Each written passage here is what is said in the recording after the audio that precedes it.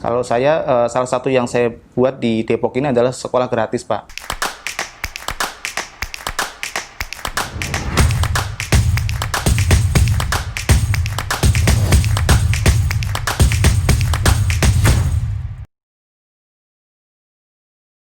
Bertemu lagi dengan saya dalam Frans Membahas. Kali ini tamu saya adalah Mas Hairul Saleh. Beliau adalah seorang pegawai kantor pelayanan pajak Palmerah, Kementerian Keuangan Republik Indonesia, dan juga merupakan seorang finalis atau top 10 dari ASN Inspiratif Pilihan Kemenpan RB.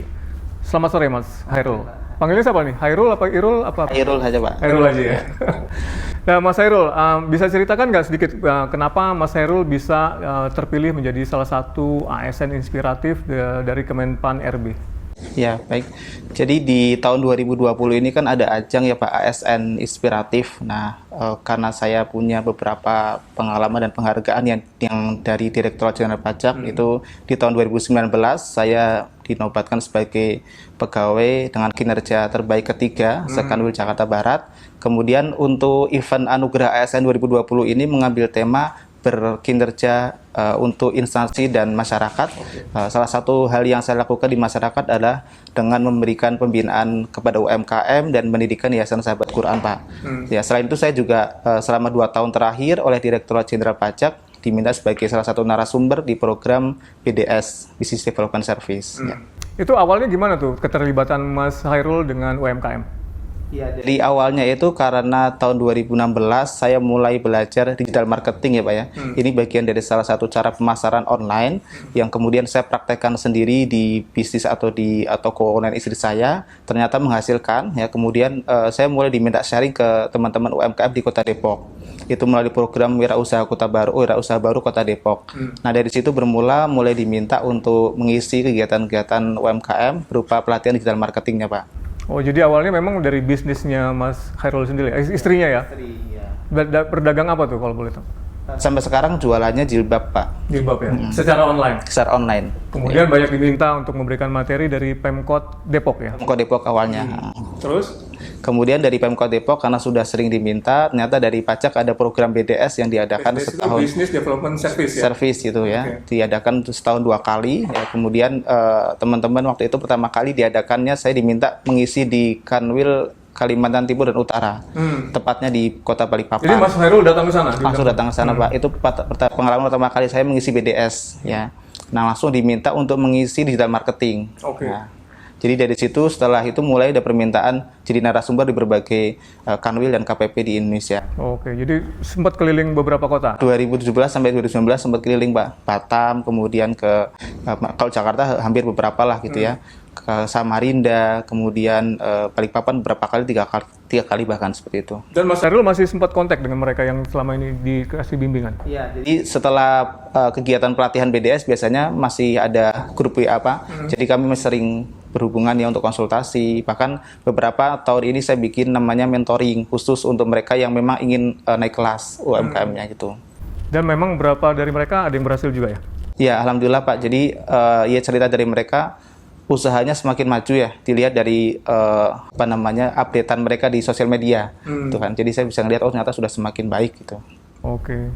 Sebenarnya apa passionnya Mas Hairul ini sehingga kok mulai dari dagang, kemudian juga memberikan banyak pelatihan? Ya, saya suka dengan mengajar, Pak. Intinya mengajar. Kemudian mengajar UMKM apalagi saya paling suka karena ketika saya mengajar itu bertemu dengan mereka yang sedang berjuang untuk hidupnya sebenarnya. Ya, jadi rata-rata UMKM itu ibu-ibu rumah tangga. Ketika ketemu dengan mereka, rata-rata yang mereka berusaha atau berbisnis itu karena memang kebutuhan ekonomi. Nah, saya terketuk untuk membantu mereka, kemudian membantu biar usahanya semakin berkembang sehingga bisa mencukupi kebutuhan mereka sendiri gitu. Kira-kira dari pertemuan Mas Hairul dengan banyak UMKM, kebutuhan yang paling mendasar dari mereka untuk berkembang itu apa sih yang dibutuhkan oleh mereka itu? Ya, selama 3 tahun terakhir itu setelah saya amati dan saya juga baca-baca riset dari teman-teman yang marketing itu, ternyata hal yang paling bermasalah itu di mindset mereka, Pak. Jadi mereka itu ya jualan sekedar jualan, yang penting kebutuhan ekonomi sehari-hari tercukupi, tapi tidak terfikirkan untuk bagaimana bisa membesar, bisa bermanfaat yang lebih banyak, bahkan bisa berkontribusi untuk negara melalui perpajakan itu, Pak. Nah, akhirnya setelah saya menemukan konsep yang paling penting itu adalah di mindset, ya setiap kali saya mengisi pelatihan selalu poin mindsetnya lebih banyak. Oke. Terus respons mereka seperti apa? Biasanya mereka ada yang menangis, ada yang tergugah gitu Pak ya. Karena kan pas saya sadarkan nyata, oh iya selama ini saya jualan cuma buat makan pagi sama siang saja. Nggak pernah terfikirkan untuk bisa anak saya harus kuliah, kemudian saya harus kontribusi untuk negara dan seterusnya. Iya. Karena mereka memang kebanyakan ibu-ibu tadi ya, dan juga memang untuk membantu suaminya atau mengisi waktu luang gitu ya. Iya. Jadi belum terlalu serius untuk ini. Betul, jadi usaha mereka hanya sekedar asal-asalan, nggak diseriuskan. Padahal kalau itu mindsetnya dibenarkan, kemudian mereka fokus, bisa besar sebenarnya.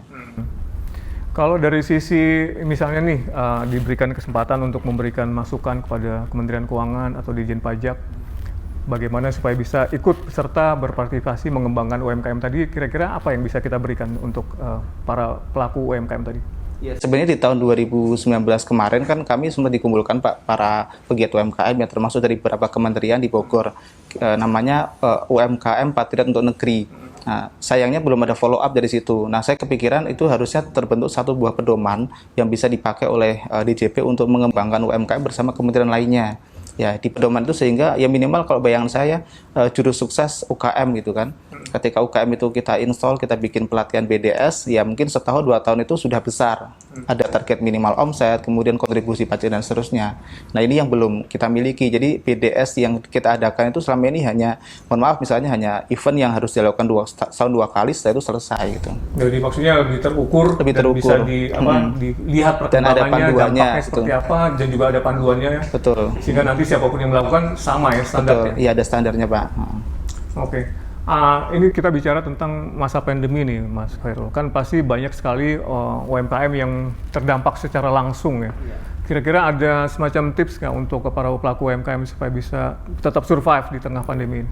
Ya, ini memang pandemi ini efeknya sangat banyak ya, dan awal-awal pandemi saya sempat dapat curhatan yang cukup banyak dari teman-teman UMKM, Pak, jualan susah, keluar jualan offline juga nggak ada yang beli, jualan online nggak tahu caranya gitu kan. Nah, salah satu yang saya tekan kepada mereka adalah coba maksimalkan untuk saling membeli di sekitar rumahnya gitu kan. Karena sebenarnya kan mereka nggak boleh keluar rumah, kemudian kalau mau order pembelian keluar kan harus ada ongkos kirim. Akhirnya saya siasati satu komplek atau satu RT, satu kelurahan saling membeli saja di sekitar lokal itu, sehingga ada ekosistem ekonomi yang berputar di situ. Itu caranya biar mereka saling tahu gimana kalau ada yang jualan di komplek itu? Nah, itu di bulan April kemarin saya mulai merintis yang namanya pasar online, Pak. Konsepnya hanya via WA saja sih, grup WA, tapi kami edukasi bahwa kalau saling tetangga saling membeli, pasti ekonomi akan hidup dan tidak ada yang kekurangan. Ya. Nah, lalu kami kembangkan lagi polanya menggunakan aplikasi. Ada aplikasi yang Mas Khairul yang kembangkan? Iya. Aplikasinya jadi kayak semacam ini marketplace atau gimana? Sebenarnya aplikasinya hanya biasanya website ya Pak ya, sederhana. Tapi ketika kita akses nanti akan lebih mudah orang belanja gitu. Ya seperti marketplace jatuhnya. Iya. Sementara untuk bisnisnya Mas Khairul sendiri gimana di tengah pandemi ini?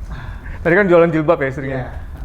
Jadi terpengaruh juga Pak, terdampak ya, karena ya orang sedang nggak sekolah kan, biasanya kami laris di saat anak-anak sekolah, masuk sekolah di bulan Juli, penjualan naik, sekarang nggak ada sekolah kan, jadi turun. Efeknya ya lumayan ya, bisa sampai 50% lebih turunnya. Ya, tapi sempat kami antisipasi dengan produk lain yang memang sedang dibutuhkan pasar. Jadi waktu awal-awal terjadi WFH, orang kan nggak sempat beli bakso di restoran, kami jualan bakso frozen gitu. Jadi kita siasati dengan makanan frozen food Pak. Jadi tadi ya, selain saling membantu untuk membeli sama tetangga, bisa juga kita extend jenis jualan yang kita berikan variasinya ya. Contohnya makanan beku ya, karena memang jangka waktunya bisa lama dijualnya juga. Itu jualan juga secara online juga? Secara online Pak. Terus ini yang terakhir dari Mas Khairul, mungkin yang pengen saya tahu juga, kira-kira ada nggak, kan ini tadi dipilih sebagai ASN inspiratif ya, untuk kira-kira gimana nih, apa pesan Mas Khairul nih untuk teman-teman ASN yang mungkin seumuran Mas Khairul, kan bisa dibilang masih milenial lah ya. Kira-kira apa yang bisa membuat para ASN ini bisa memberikan semacam kontribusi kepada masyarakat dan lingkungan di sekitarnya, tidak hanya bekerja di kantor saja gitu? Ya, jadi kita kan memiliki potensi yang luar biasa ya, apalagi teman-teman di Direktorat Jenderal Pajak, Pak. Baik secara keuangan maupun secara keilmuan itu kan. Nah, kalau itu hanya digunakan di kantor kan sangat disayangkan. Makanya saya sarankan mungkin teman-teman bisa coba lihat masalah di sekitarnya apa, kemudian lakukan yang bisa teman-teman lakukan itu kan. Kalau saya salah satu yang saya buat di Depok ini adalah sekolah gratis, Pak.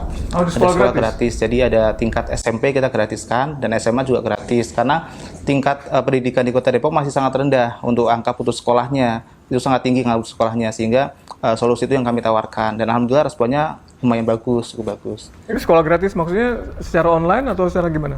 Sekolahnya offline biasa, Pak. Dari tahun 2011 kami rintis, ya alhamdulillah Dengan sekarang teman-teman sendiri apa? dengan tetangga-tetangga sekitar Oh, aja, iya. Pak, yang punya passion yang sama, punya keinginan untuk memberdayakan warga sekitar gitu kan.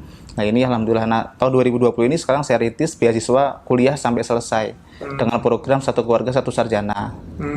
Ini sudah mulai, baru 1 orang sih yang daftar karena memang nggak mudah, nyata orang-orang yang nggak biasa sekolah atau kuliah kemudian dipaksa untuk kuliah itu mindsetnya masih nyari kerja gitu, Pak.